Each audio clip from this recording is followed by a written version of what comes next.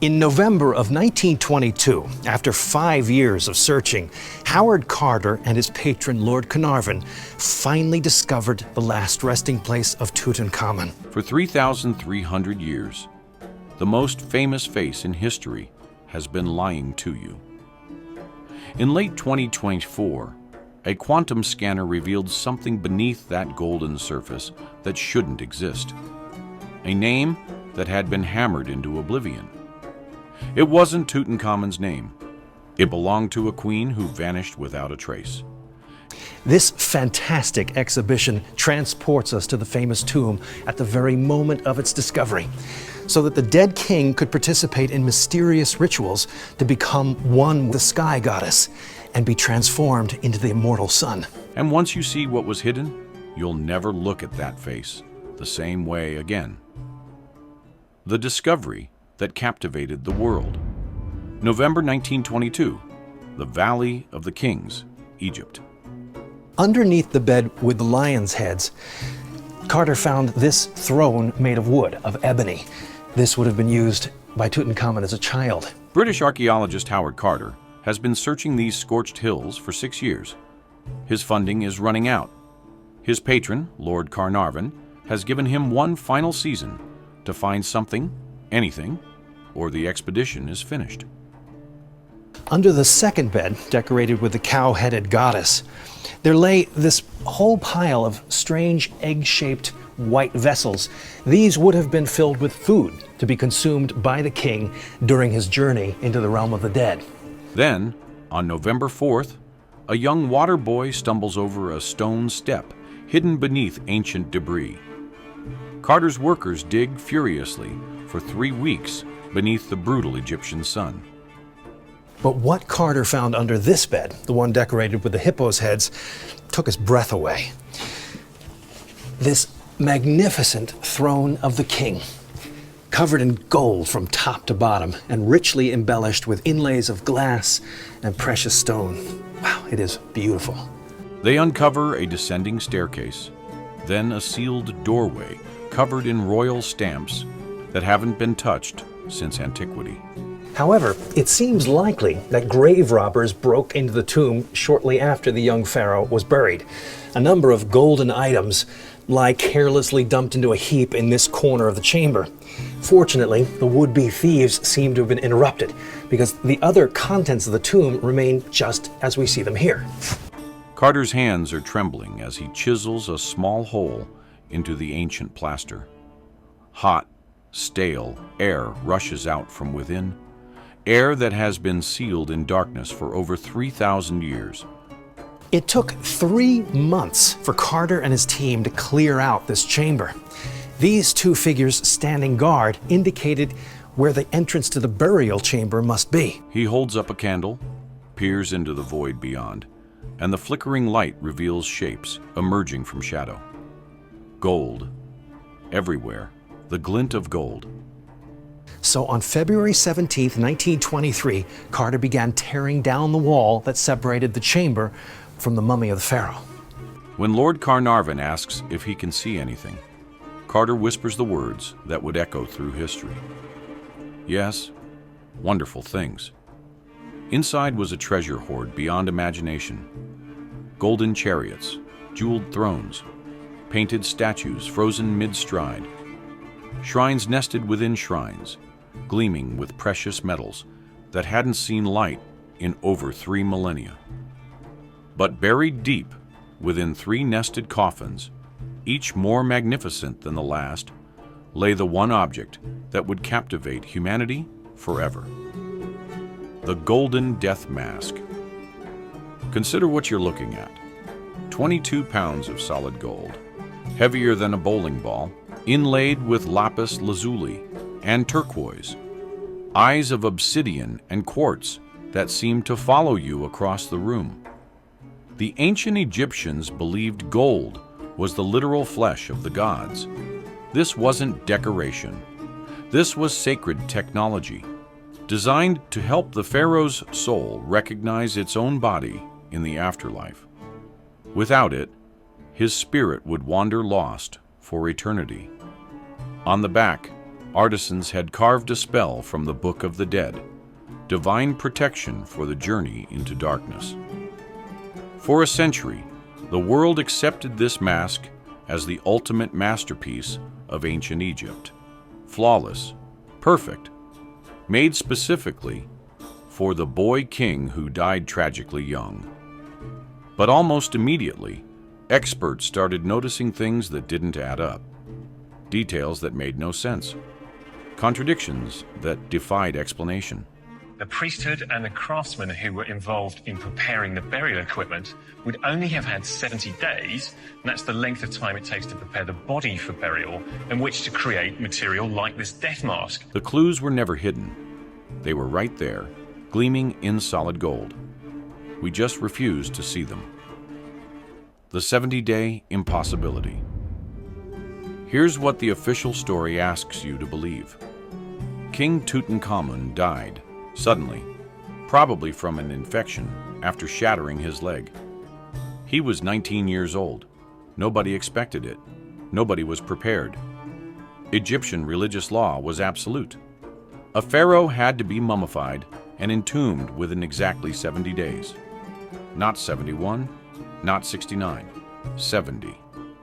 The cosmic order of the universe depended on this timeline being honored. Now think about what that means.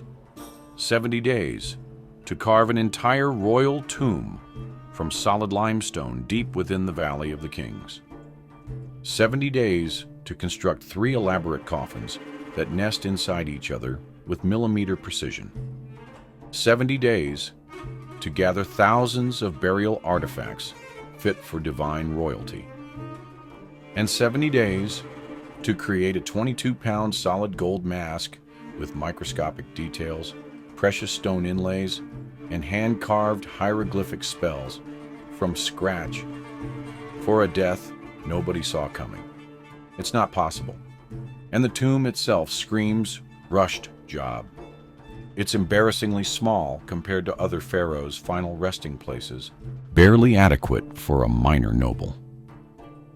Some of the wall paintings look unfinished, the colors faded mid-stroke, as if the artists dropped their brushes and ran when time expired. The massive stone sarcophagus is chipped on the corners, gouged. Now, some people would say that 70 days is not long enough to create an object as fine as this. As if panicked workers had to smash pieces off just to cram it into the cramped chamber. When researchers examined the other treasures more closely, the inconsistencies multiplied. Statues with faces that looked nothing like Tutankhamun. Jewelry clearly designed for a woman's body. Coffins with names that had been hastily scraped off and recarved. Then experts looked at the mask again. Really looked. But here is the catch. The ears were pierced. In ancient Egypt, that was a catastrophic problem. Only children and women wore earrings. An adult male pharaoh depicted on his sacred burial mask with pierced ears violated everything the Egyptians believed about kingship and the afterlife. It was religiously unthinkable. Some researchers noticed the face looked wrong too.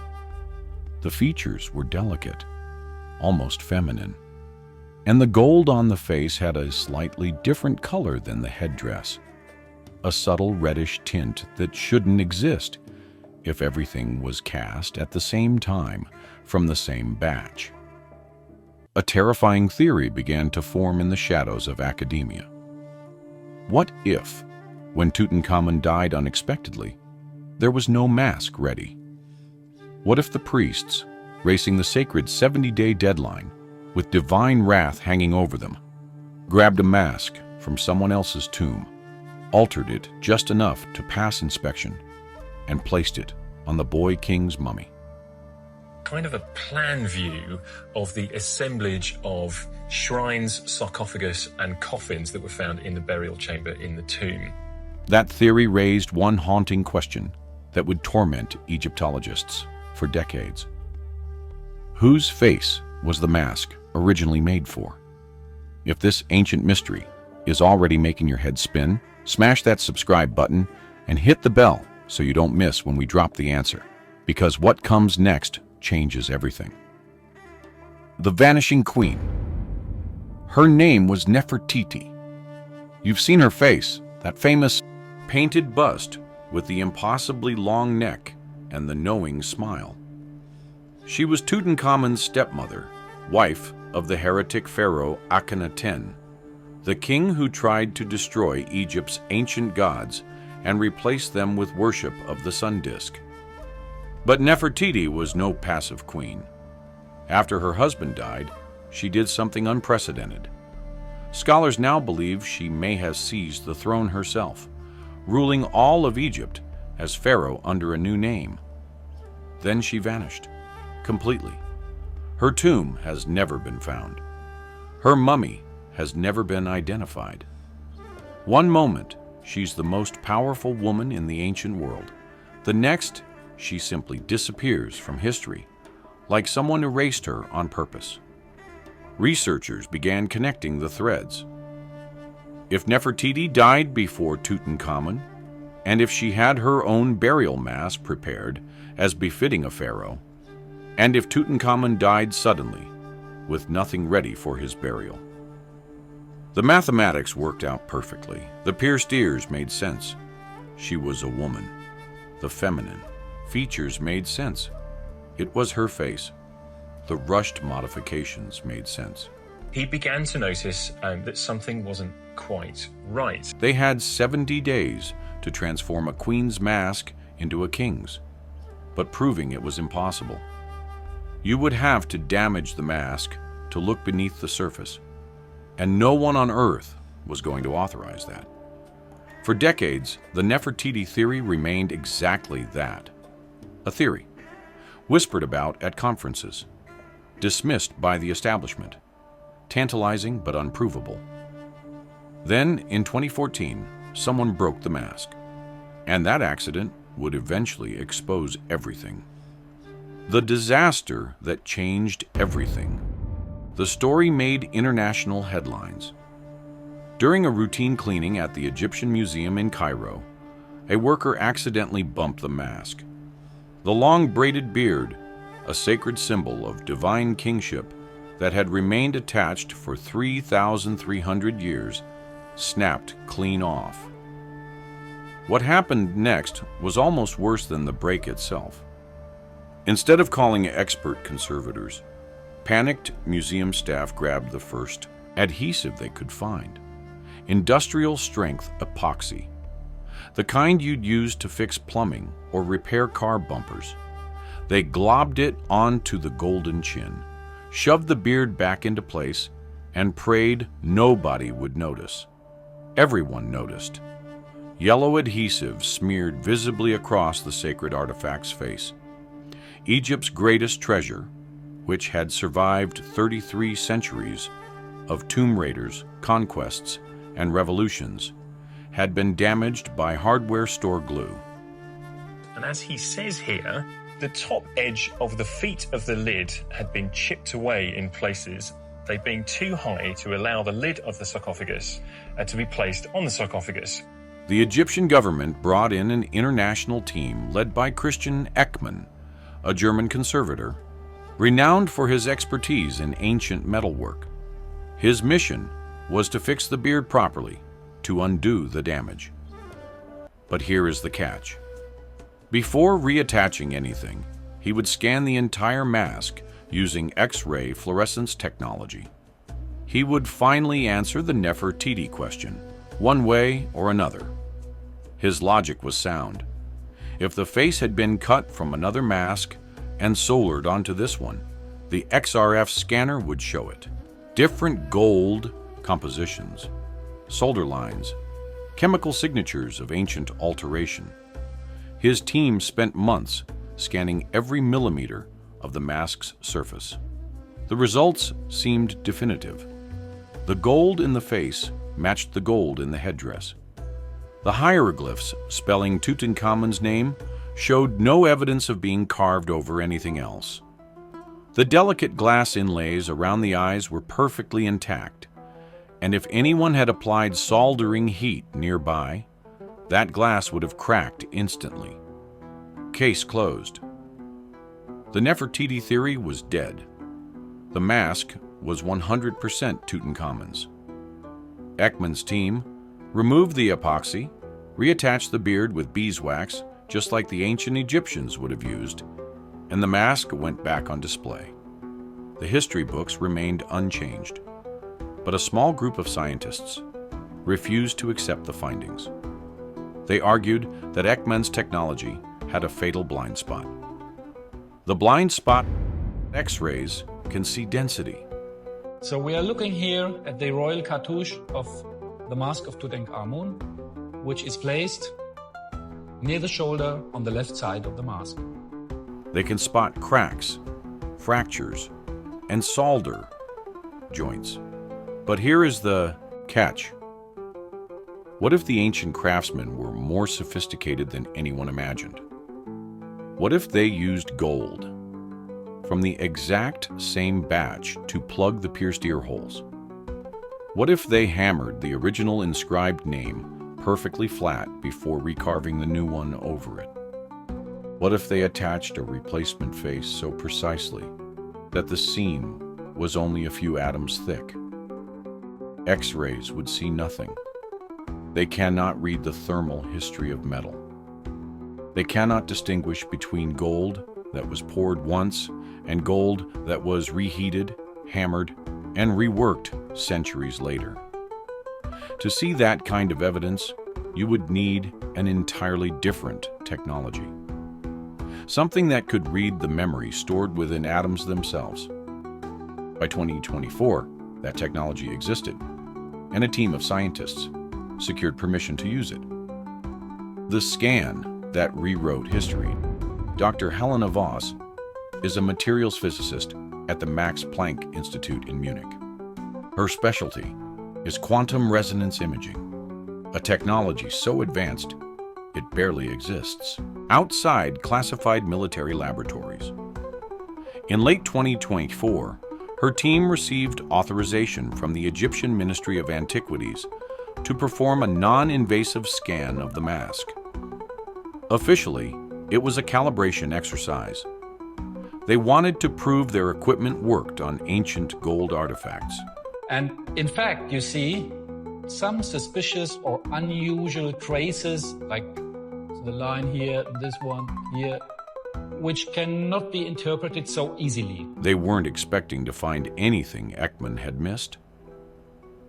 The scan took place after the Grand Egyptian Museum closed for the night.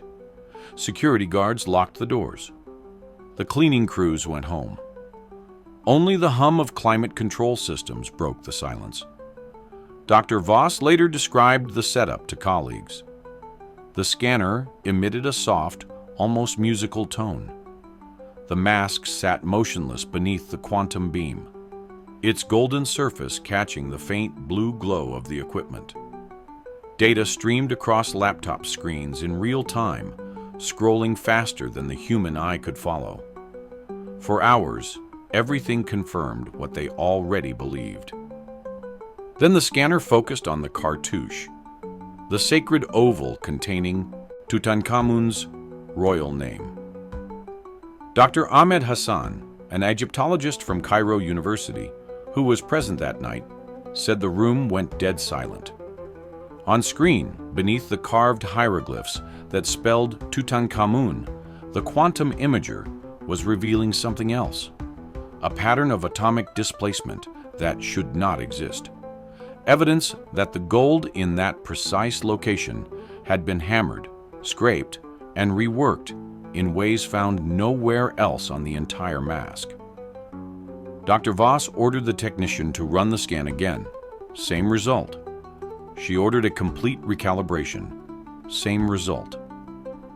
Dr. Yuki Tanaka, a metallurgist from Kyoto University, who was monitoring the data remotely, said she couldn't process what she was seeing. To study such an iconic object, and of course, the pressure you have is not the pressure which is put by others on you, but the own pressure.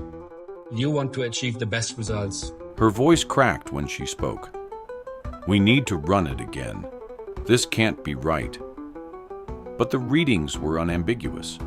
Someone had beaten the original hieroglyphs into oblivion and carved new ones directly over them. And that wasn't the most disturbing finding, not even close. The ghost beneath the gold. The team ran a complete structural analysis of the mask. What they discovered dismantled a century of assumptions. First, the ears. The X-rays had shown solid gold. The quantum scan revealed something different. 2 perfect cylindrical plugs.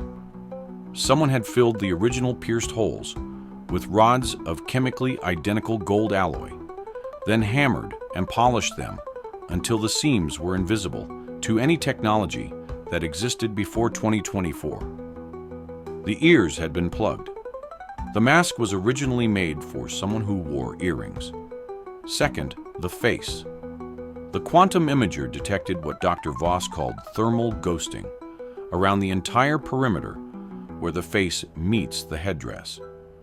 This is a molecular signature, evidence that the gold along that exact outline had been superheated to a different temperature than the surrounding metal at some point in the distant past. The ancient craftsman hadn't soldered from the front. That would have cracked the glass eye inlays. In which case, this is the name Ankheperu-Re, which is one of the names used by a pharaoh about whom we know very little, but it's definitely not Tutankhamun. Instead, they attached the replacement face from behind using high-pressure heating that left the visible surface flawless. The seam was invisible to X-rays, but the atoms remembered. The face had been cut out and replaced. The room fell silent. Dr. Hassan finally spoke. He asked if the scanner could reconstruct what had been erased. Dr. Voss said yes.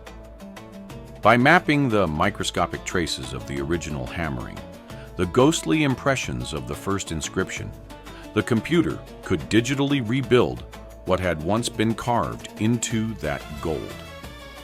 She initiated the reconstruction program. It took 11 minutes, the longest 11 minutes of their careers. Slowly, the original hieroglyphs materialized on screen, emerging from 33 centuries of deliberate concealment. Symbol by symbol, stroke by stroke, the truth clawed its way back from oblivion. Dr. Tanaka, watching from Kyoto on a video call, said nobody breathed. Nobody moved. The only sound was the soft whir of the computer processors working through millennia of deception. The name appeared one symbol at a time. It was not Tutankhamun. The name was Neferuaten, the throne name historians believe Nefertiti used when she became pharaoh. The truth beneath the gold, the quantum scan, told the entire story. When King Tutankhamun died suddenly, there was no mask ready for him. You cannot create a mask of this size without connecting different gold sheets together to the whole mask. His powerful successor, a man named Ai, almost certainly claimed Tutankhamun's originally planned grand tomb for himself. The priests were trapped. They had 70 days. No mask, no options. Divine consequences hanging over their heads. So they went to the tomb of the previous pharaoh. They went to Nefertiti. They took her burial mask and they went to work. Working by torchlight, their hands trembling with the knowledge of what they were doing, craftsmen desecrated a queen's sacred burial goods to save their king's soul. They plugged her pierced ears with gold from the same batch, hammering until no seam remained. They commissioned a new face bearing the boy king's features, younger, more masculine, but close enough in proportion to fit the existing headdress. They cut out Nefertiti's face and attached Tutankhamun's from behind. Using techniques so advanced, the joint remained invisible for over 3,000 years. Then they hammered her royal name flat and carved his in its place. They buried their king wearing a stolen face, and they buried the truth along with him, the questions that remain. The mask now sits in the Grand Egyptian Museum, bathed in soft light, surrounded by tourists who believe they're gazing upon the face of King Tutankhamun. But beneath that golden surface lies the ghost of a vanished queen, hidden for 33 centuries, exposed by a technology that reads the memory of atoms. And the final thing is the face, which is not the face of Tutankhamun at all. The cheeks are much wider, and it's also the jaw is rather squarer as well. A much more slightly more pugnacious looking individual. The official findings haven't been published yet. Verification continues. Academic careers hang in the balance. But the data exists, and it raises questions that will not go away. If the mask was stolen from Nefertiti's tomb, what else in that burial chamber doesn't belong to Tutankhamun? How many of those famous treasures were grabbed from other royal tombs in the same desperate 70-day scramble? And the biggest question of all, where is Nefertiti's real burial mask? Somewhere beneath the sands of Egypt, in a tomb that has never been found, the answer may still be waiting. 3,300 years of silence, and the golden face that fooled the world. Do you think her true tomb is still out there, waiting to rewrite history again? Let me know in the comments. If this story shattered what you thought you knew about ancient Egypt, smash that like button and subscribe for more deep dives into history's greatest deceptions. See you in the next one.